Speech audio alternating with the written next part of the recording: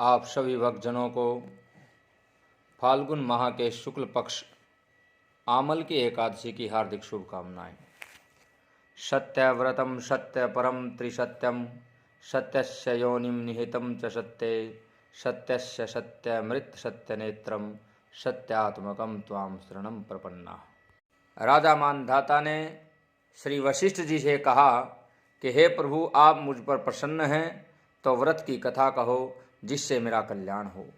श्री वशिष्ठ जी बोले, हे राजन, सब व्रतों से उत्तम और अंत में मोक्ष देने वाला आमल की एकादशी का वर्णन करता हूँ जो फाल्गुन माह के शुक्ल पक्ष में आती है।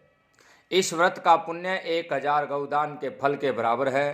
मैं आपसे एक पौराणिक कथा कहता हूँ, सुनो। एक वैदिक नामक नगर में ब्राह्मण, क्षत्रिय, वैश्य और शूद्र चारों वर्ण बड़े आनंद से रहते थे। उस नगर में चैत्र रथ नामक चंद्रवंशी राजा राज्य करता था जो महान विद्वान धार्मिक था। वहाँ के निवासी वृद्ध से बालक प्रत्येक एकादशी का व्रत करते थे। एक समय फाल्गुन मास के शुक्ल पक्ष को आमल नामक एकादशी आई। उस दिन राजा से प्रजा तक, वृद्ध से बालक तक सबने हर्ष सहित उस एकादशी का व्रत किया। हर्ष सहित अर्थात खुशी से।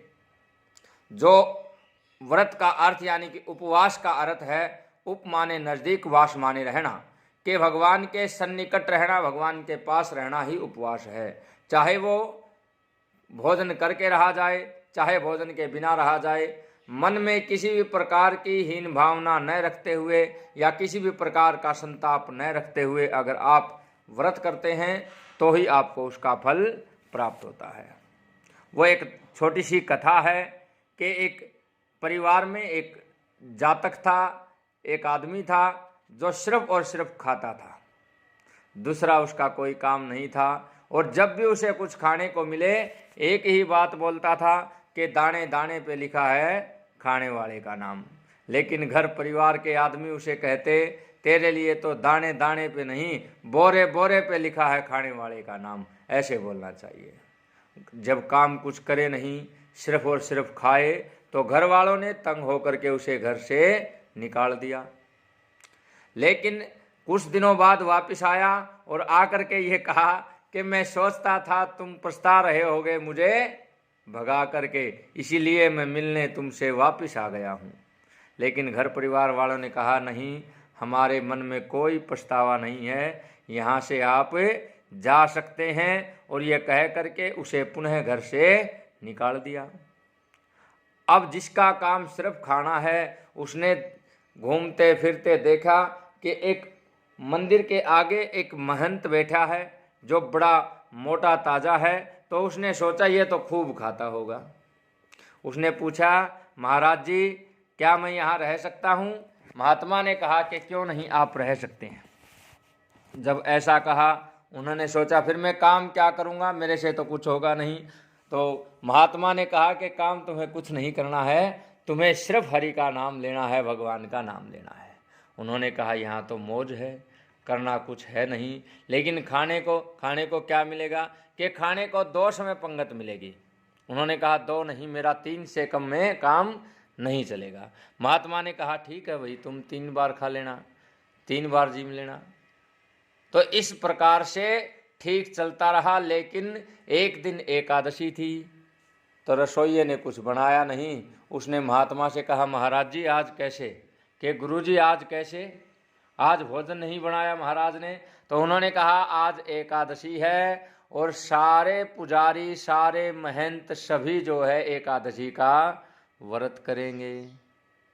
अब उसने सोचा, भगत ने ये कौन सी आफत आन पड़ी कि अगर महाराज जी मैं एकादशी का व्रत करूँगा, मैं तो द्वादशी देख ही ना पाऊँ, मेरी तो फिर आखिरी ही समझो ये। जब उन्होंने ऐसा कहा कि मुझे तो भोजन अवश्य चाहिए, तो महाराज जी ने कहा भाई मंदिर में तो नहीं बनेगा, कि फिर मैं क्या करूं कि आप कुछ आटा वाटा ले जाओ, कुछ सामान ले जाओ, कच्चा राशन ले जाओ और जाकर के वहाँ नहर के किनारे अपना बना लेना और भोजन पा लेना। लेकिन आप वैष्णव हो चुके हो, आपने गुरु धारण किया है, इसीलिए भगवान का भोग अवश्य लगा देना। 2 सेर आटा लिया, आलू लिया, जो था सामान, वो तेल घी जो था वो लिया और लेकर के अपना बनाया। जब उसने भोजन तैयार किया तो गुरु जी का वो वचन याद आया कि गुरु जी ने बोला था कि भगवान को बुला करके भोग अवश्य लगा देना। जब भोजन तैयार हुआ उन्होंने भगवान को बुलाना शुरू किया। राजा राम आइए, प्रभु राम आइए, मेरे भोजन का भोग लगाइए। राजा राम आइए, प्रभु राम आइए, मेरे भोजन का भोग लगाइए। लेकिन इतने पर जब भगवान नहीं आए तो उन्होंने, बड़ा सरल आदमी था, उन्होंने ये कहा कि प्रभु आप कहीं ऐसा सोच रहे हो कि मंदिर में जा कर के मैं भोजन पा लूँगा, वहाँ कुछ नहीं है। वहाँ से तो जान बचा करके ही मैं आया हूँ, वहाँ कुछ नहीं है। लेकिन हाँ, पूड़ी और पकौड़ी भगवान भक्त ने नहीं बनाई कि मेरे पास तो सिर्फ और सिर्फ क्या है, रूखा सूखा भोजन और पियो नहर का पानी, मेरे पास तो यही है बस। आप इसे ग्रहण कीजिए, आप इसका भोग लगाइए। फिर से पुकारा, राजा राम आइए, प्रभु राम आइए, मेरे भोजन का भोग लगाइए।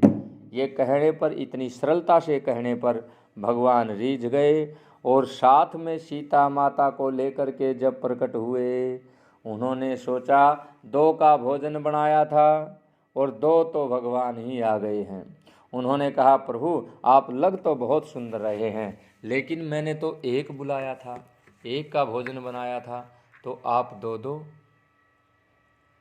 कि जब माता सीता सहित वो आए, हंसने लगे। इतने सादेपन पर, इतनी सरलता पर भगवान रीझ गए और भोग लगाया। और उन्होंने कहा कि चलो थोड़ी बहुत एकादशी तो आप करवा ही दोगे। तो इस प्रकार से जब वापस आया, आकर के कुछ नहीं कहा, उसी प्रकार से नित्य प्रति वही क्रम चलने लगा। 15 दिन बाद जब दोबारा एकादशी आई तो उन्होंने गुरुजी से कहा, गुरुजी राशन थोड़ा बढ़वा देना, वहाँ पर 1 नहीं 2 भगवान आते हैं। अब गुरुजी ने सोचा भूखा रहा होगा, राशन कम होगा, 2 की बजाय 3 किलो 3.5 किलो उसका राशन बढ़ा दिया।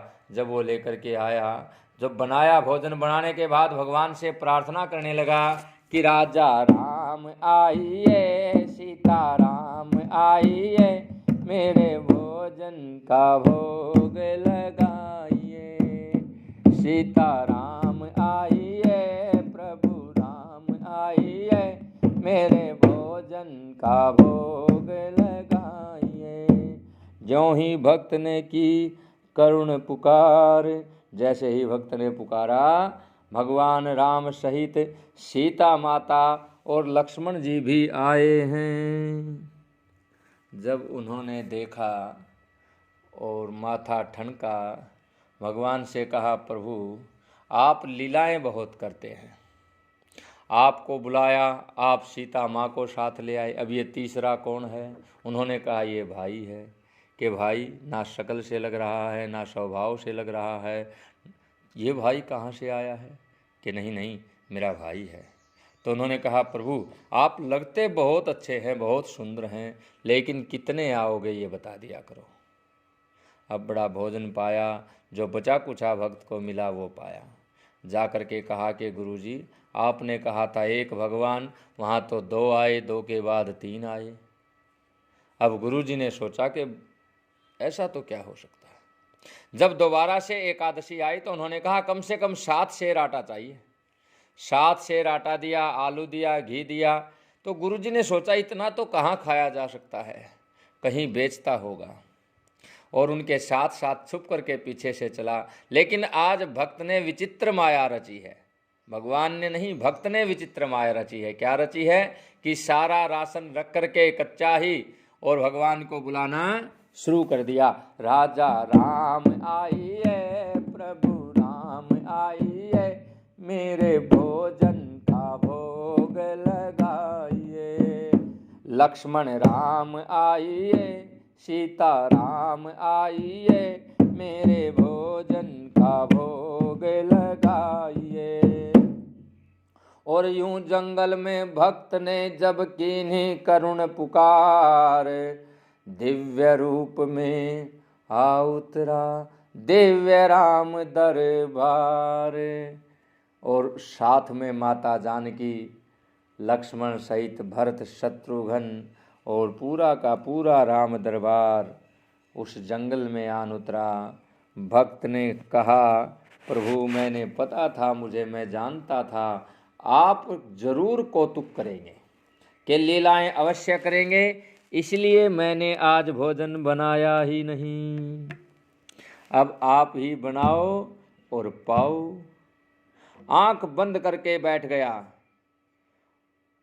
और जब भक्त ने इस प्रकार से कहा, माता जानकी ने भोजन बनाया, भरत ने चूल्हा चौका किया, हनुमान जी ने साफ सफाई की, लक्ष्मण शत्रुघ्न लकड़ियां बीन करके लाए और भोजन बनाने लगे। जब भोजन बनाने लगे, भक्त ने आंखें बंद कर ली। किसी ने पूछा, अरे तुम आंखें भी क्यों बंद किए बैठे हो? कहा, जब मुझे मिलना ही नहीं है तो मैं बनता हुआ भी क्यों देखूं। तो इस प्रकार से जब ऐसे लीलाएं हुई, गुरुजी ने सोचा ये आंखें बंद किए बैठा है, सबको दर्शन, उसको दर्शन हो, सब दिखाई दे, लेकिन गुरुजी को कुछ दिखाई ना दे। गुरुजी ने जब ऐसा कहा कि आंखें बंद किए क्यों बैठा, बोले ये देखो तुम्हारे भगवान। अब वो तो एक कोई कुछ भी दिखाई नहीं दे रहे थे। तो उन्होंने कहा, हे प्रभु, अब ये भी और बड़ी लीला है कि मुझे दिखाई दो, गुरुजी को दिखाई ना दो, इन्हें भी दिखो जरा। लेकिन भगवान ने कहा, इन्हें दर्शन नहीं हो सकते। कि क्यों? कि बस तुम्हारे गुरुजी ज्ञानी बहुत हैं लेकिन सरल नहीं हैं, और सरलता के बिना परमात्मा की प्राप्ति नहीं हो सकती। इस प्रकार से जब गुरुजी से ये बातें कही थी कि भगवान ने कहा कि तुम सरल नहीं हो, तो गुरुजी रोने लगे। और फिर भगवान ने उन्हें दर्शन दिए कि इतना ज्ञान मैंने प्राप्त किया लेकिन सरलता प्राप्त नहीं की, तो बिना सरलता के भगवान रीझते नहीं हैं। तो जब दर्शन दिए, आज एक शिष्य के कारण गुरु को भगवान के परमात्मा के दर्शन हुए, परमात्मा से मिलन हुआ। इसीलिए उपवास का अर्थ भगवान के निकट रहना है, चाहे वो भोजन करके रहा जाए या भोजन छोड़ करके रहा जाए। उस नगर में सभी ने आमल की एकादशी का व्रत किया और राजा अपनी प्रजा के साथ मंदिर में जाकर के पूर्ण कुंभ स्थापित करके तथा धूप दीप नैवेद्य पंचरत्न क्षत्र आदि से धात्री का पूजन करने लगे।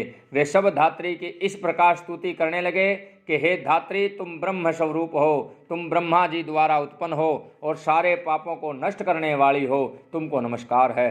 अब तुम अर्घ स्वीकार करो। तुम श्री रामचंद्र जी द्वारा सम्मानित हो, मैं आपकी प्रार्थना करता हूँ, मेरे समस्त पापों को हर लो। उस देवालय में रात्रि को सबने जागरण किया। रात्रि के समय उस जगह एक बहेलिया आया हुआ था। वह महापापी और दुराचारी था, भूखा प्यासा था। उस जगह विष्णु भगवान की कथा एकादशी महात्म्य सुनने लगा। बहेलिये ने उस रात्रि को अन्य लोगों के साथ जाग करके व्यतीत किया। प्रातःकाल होते ही सभी अपने अपने नगर को घर को चले गए। कुछ समय बीतने के बाद बहेलिये की मृत्यु हो गई और उस आमल की एकादशी के व्रत और जागरण के प्रभाव से उसने राजा विदुरथ के घर में जन्म लिया।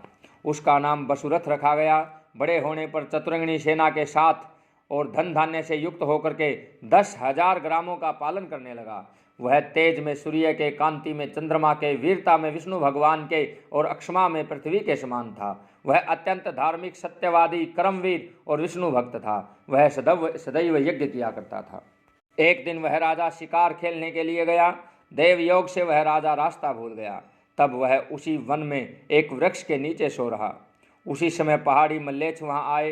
राजा को अकेला देख करके उस पर मारो मारो का शब्द करके टूट पड़े। वह मल्लेच्छ कहने लगे कि इस दुष्ट राजा ने हमारे संबंधियों को मारा है तथा देश से निकाल दिया है, अतः इसे अब अवश्य मारना चाहिए।